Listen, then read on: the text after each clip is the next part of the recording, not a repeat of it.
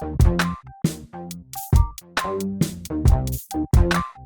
here with the Digital Digest, and today I wanted to share a quick unboxing and first look at the For Your PC 15-in-1 docking station. Now this retails for roughly $130 US. I'll include a link in the description, and in full disclosure, this was sent to me by the manufacturer for review purposes.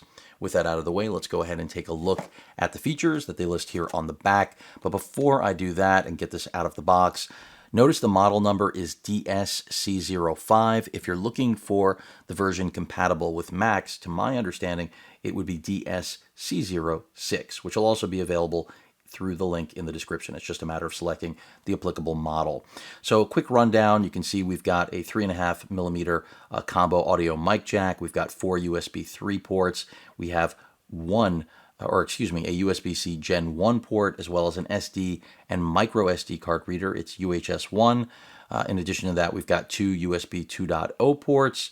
They're pointing out because of the throughput being minimal, mouse and keyboard is ideal. We have a VGA port capable of 1080p at 60 Hz, an HDMI port capable of 4K at 30, another HDMI port, of course, also capable of 4K at 30 or 4K at 60 on DisplayPort 1.4. We'll see what that's about once I get it out of the box.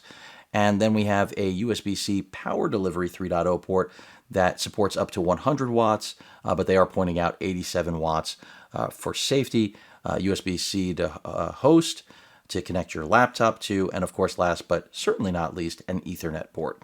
So with that out of the way, let's go ahead and get this out of the box.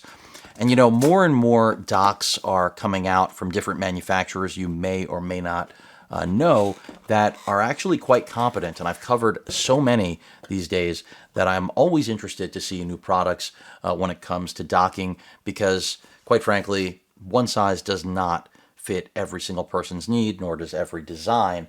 And again, it's always nice to see new stuff. So you may have seen this before, you may not have. I'll be interested to hear what all of you have to say in the comments. And before I go through this, seems like we have an aluminum build here on the exterior, some rubber feet on the bottom, and then plastic on the front and back. But we'll get to that in a second. Let's see what else comes in the box. I'm assuming we have a power brick as well as some cables, which is par for the course. So let's go ahead and open this up. And again, at $130, I believe also there is a discount presently. It's a fair price for what you're getting here. I mean, I won't compare this to Thunderbolt docks because those are proprietary, and if you don't have a machine, generally speaking, that supports Thunderbolt, you will not be able to use those. So that is, of course, a bit of a letdown for a lot of users. This, on the other hand, of course, is not Thunderbolt driven, so it's going to work for any PC with Type-C connectivity for the most part. So this is our power brick, which has a Type-C port. That's how you're going to connect this, of course, and that's why we have two Type-C cables that are included. Let's go ahead and move that aside, and now let's take a look at the actual dock. And I actually kind of dig the fact that we're using a Type-C cable to a power brick rather than a proprietary port. That means that if by chance anything were to happen to your unit, you can easily replace the USB-C cable rather than having, again, a proprietary pin barrel connection, which most docks have. So as I already went through, you have a micro SD card slot as well as a full-size SD card slot. Keep in mind that those speeds are not UHS 2, so just setting expectations realistically. I do like that they're labeling out everything. That's not something you necessarily see on docks. That'll be good for those of you that are wondering, because color coding is usually what we rely on in the industry, but why not have something that spells it out? So the two USB-A ports right above the two USB 3.0. We have the VGA, not something you see necessarily on a lot of docks these days, but for business uses is still something that is really common if you need to hook up to a projector, anything of that nature. Some of you may be wondering why VGA is there. Some of you may be too young to even know what VGA is, frankly. It is still a standard throughout the world. And then we've got an HDMI port 1 and 2. Now, as mentioned, they are capable of 4K at 30 hertz. that is obviously not ideal if refresh rate, if you require 60 hertz.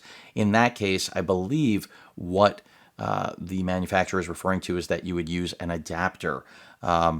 So essentially, you would have to get an HDMI to DisplayPort adapter, and then that would give you 4K at 60 hertz. So if that's something you absolutely must need, if you plan on playing back video, in other words, if this is not just for work purposes where 4K at 30 is practical, but it's something where you need that higher refresh rate, then you're going to have to go the route of an adapter, is what my understanding of what we just read together on the product information. Of course, then we have a Type-C port for the power connection, as well as host. That's the connection to your PC. And then last but not least, that Ethernet port. And then on the other side, which is technically the front, or rather, yeah, this is the front. This is the back of the device. I mean, it really depends on how you set it up, frankly. In my world, it would probably be sideways rather than one direction. You have the activity light to let you know that it is powered on. You have that headphone microphone combo jack, two more USB 3.0 Type A ports, and last but not least, yet another USB-C port. So pretty standard, pretty straightforward. It's accommodating pretty much anything you could possibly need here between, reading memory cards and every peripheral possible.